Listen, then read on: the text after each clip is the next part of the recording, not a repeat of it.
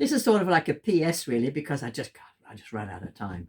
I want to show you how to do the dart, and I wanted to show you about how to rule up, even if it's only briefly. I'm trying to give you the foundations really of the rules. So if Anne can just come in now, I'm going to show you how to do that dart, because it's very, very indicative. We'll just stick it on the end here for the minute. Right, you start off with a horizontal, I don't know if you can see what I'm doing, horizontal line. Let's do a T, okay? You turn the pen upside down. I know it sounds completely bonkers, but what you don't want is too much ink, because the movement that you're going to make is really small. You're going to basically go up and a little, so you're going to do that, but only very small. You're just going to pick up the pen and you're just going to put that little shape at the end. You see? You can do it if you angle the pen and then twist the pen so it then straightens. You can also do that.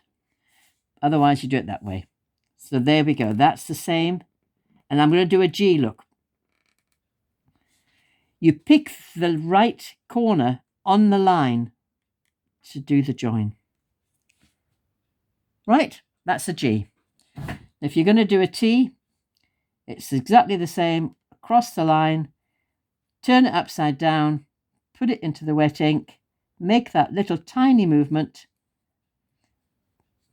right hand corner into the center, and swing it round. Flatten it if you're doing the Kells, curve it if you're doing Lindisfarne, and they often put little hooks on the end. So there you go. That's that at least done, because I felt bad that I hadn't shown you how to do that, because it's rather nice to know. Ruling up has to, I'll turn the camera now if you don't mind, Anne, because I'm going to be showing things. It is very important that you rule up accurately.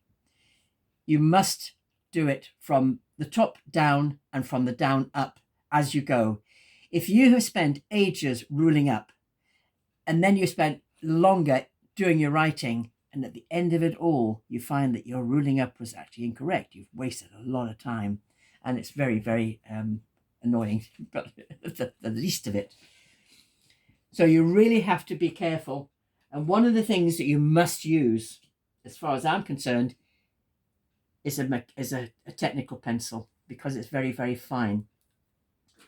If you use an ordinary pencil like that, yes, you can, but it has to be very hard.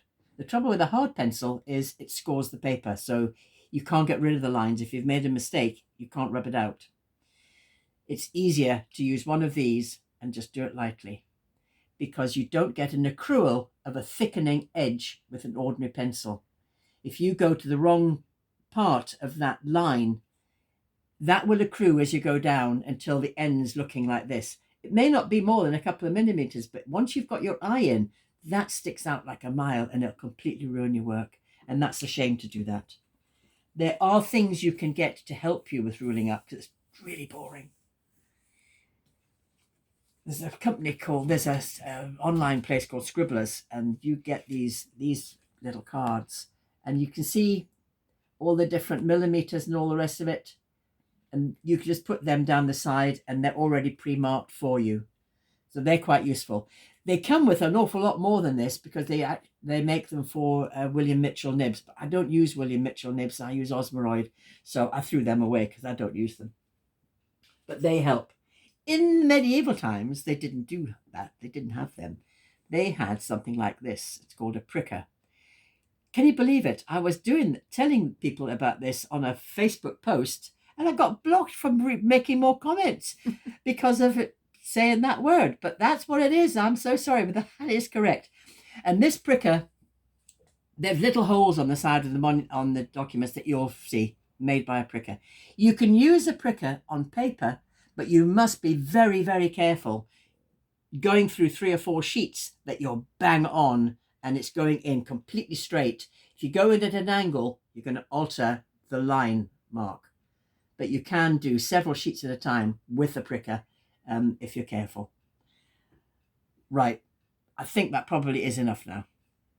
Thank you for your patience. Bye-bye again. Say goodbye again, Anne. Bye-bye again. Okay, bye-bye again from me too.